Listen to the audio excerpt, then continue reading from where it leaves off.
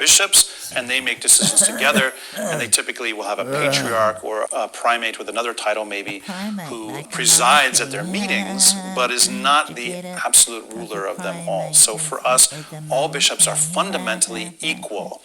Even if some might have a little bit more positional authority than others, none of them has this kind of theological place that the Pope does for the Roman Catholic Church. For the Orthodox, kids, our children, are fully included. Roman Catholic children are baptized, but they can't fully participate until later on, depending on what it is you're talking about, whether it's communion or confirmation.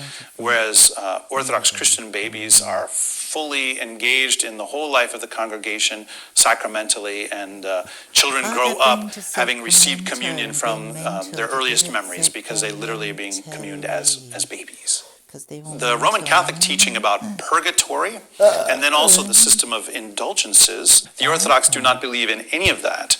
We don't believe that there is this kind of stopover place where we have to wait and to suffer to have all of the temporal consequences of sin wiped away and paid for. So purgatory and indulgences are simply not part of Orthodox Christian life at all. Not only the Second Vatican Council in the 1960s, but then there was this big liturgical revision. There was a big change in the normal worship life of your average Catholic. The Mass was totally changed, and a lot of other things were changed in the worship life as well.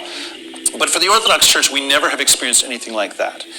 Certainly, both East and West experienced liturgical change over the centuries, but typically those changes were very slow, and if there were reforms, they were nothing anywhere near as major as what Catholics experienced in the late 60s and the early 70s. So what was the normal Catholic life prior to the 1960s is no longer the normal Catholic life after this period. But for the Orthodox Christian, there's very, very little difference. The question is, for each of us, is really just sort of how much we actually participate in what is the normal Orthodox Christian life.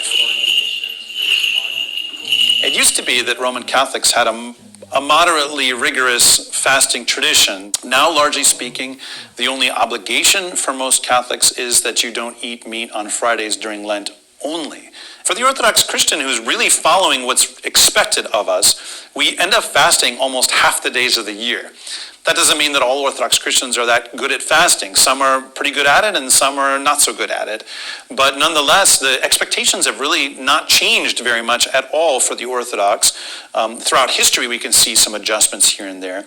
But there was a big change in the 20th century for Catholics where fasting was almost completely set aside. So what you're experiencing in day-to-day life as a Catholic changed significantly in terms of what you are expected to eat or not to eat.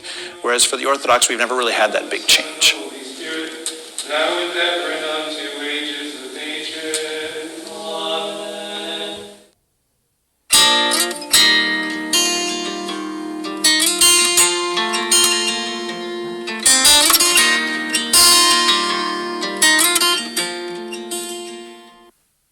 In this lecture, we're looking at the formation of Anglicanism and the rise of an entirely different branch of the Protestant movement that would come to shape and dominate the majority of the English-speaking world from the 16th century down until today.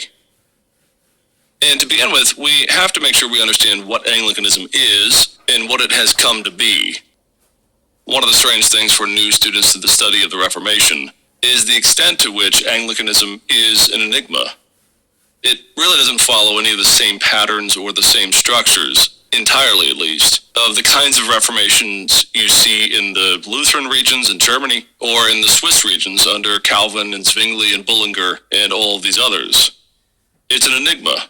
At times, the Anglican Reformation appears to be a top-down imposition of the Protestant movement onto a relatively unwilling populace. There are always people who end up claiming that Anglicanism is a political reformation, that it doesn't really have a great deal of spiritual formation to it, or any sort of substantive Protestant doctrine at its core. Well, I think that myth, that Anglicanism really isn't a Protestant movement, is driven by the fact that it is so different. It is such an enigma. One of the things I like to say is that in order to understand Anglicanism, You have to really change the motif that you're looking at here.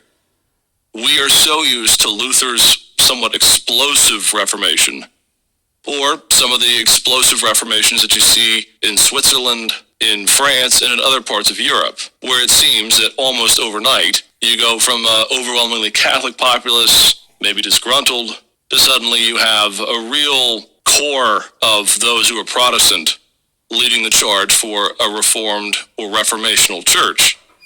Well, in the Anglican world, and the development of it in the early years in particular, you have to see it more like a mustard seed, which of course is the parable that Christ tells about the mustard seed, that the kingdom is this smallest seed that grows and grows until it becomes something more substantive and massive than you ever would have thought when you looked at the seed. But it's still a reformation. The reason it can be useful to describe it as a mustard seed, though, is because at one point in the early Anglican movement, the early English Reformation, you can really count on one hand the number of people who are in favor of the Reformation there in their country. The other thing is, and this frankly is underappreciated, so many of the founders and the formers and the shapers of what would become known as Anglicanism end up being martyred or killed for their faith. And that really is something that ought to be appreciated. No one, frankly, in the Lutheran Reformation, and really only Zwingli in the Swiss Reformation, ever really died for their faith in the sense of being slaughtered, being burned at the stake. And so what happens over time is the Anglican movement, the Protestant voice, in England at times does take a more political tone, but this is due in large part to the fact that it had to take a political tone. In England, the will of the king, or later the queen, is ironclad in the shaping of the church. And there really is nothing to compare that to on the continent. Zwingli has to stand before the city council to defend his Reformation and to get it applied there in Zurich. Calvin lived most of his life under the thumb, or at least at friction with the city leaders. But no one had a king like Henry VIII, changing things seemingly with a flick of a wrist.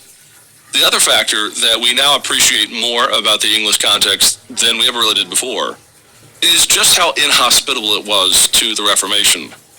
If you were to plant your feet at the year 1500 and you were to cast about looking for, frankly, the one country that we would believe is the least likely to accept the Reformation, it would be England.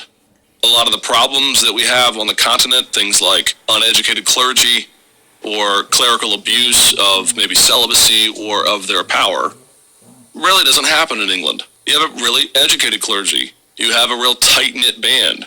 If there are problems in the English church, the clergy root it out and get rid of it. And the educational factor is important because a lot of what Luther and Calvin and others are asserting is an alternative understanding of the gospel. It's an intellectual principle, you might say, not entirely, of course, but it's a theological, biblical argument that they're making, that the church is wrong and needs to change. And if you have an uneducated clergy, you really don't have the resources to fight it. Well, in England, they did.